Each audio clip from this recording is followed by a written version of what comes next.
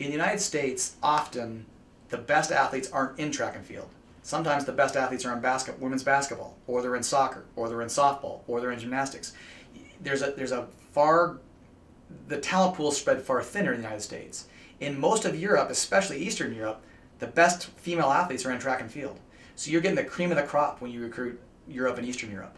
And so we've had a large part of our success has come from European women.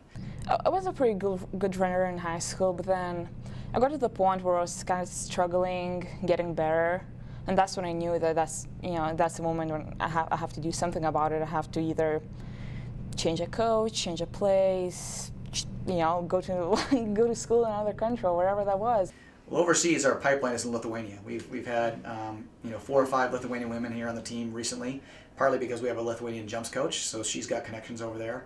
But we've had a lot of success with some Lithuanian athletes. I didn't really know much about her. I knew who she is. I knew who her husband was, and that's how they got into contact with me. I think I was maybe like 15, 16 years old when I first met them, because I was competing in a meet back home, and they happened to be there too. So they just kind of came up to me and talked to me a little bit and saying, hey, like, what do you think about coming to the States? But back then it was, like I said, I was like 15 or 16, so I didn't really think about it much. On the men's side, we've kind of been in England quite a bit. We've had several guys from England come over and be very successful, and kind of established a reputation over there as a program where a young middle distance runner can come and be taken care of, and his talent can be kind of nurtured and developed and not exploited. So we've got a good reputation over there, and once you get that reputation, you get more and more athletes. The training in Europe is very different out here in the States, so I didn't want to be a strange case. And then if they've trained Englishmen before, then that's great, and then they know how this, because the season in England is a lot longer and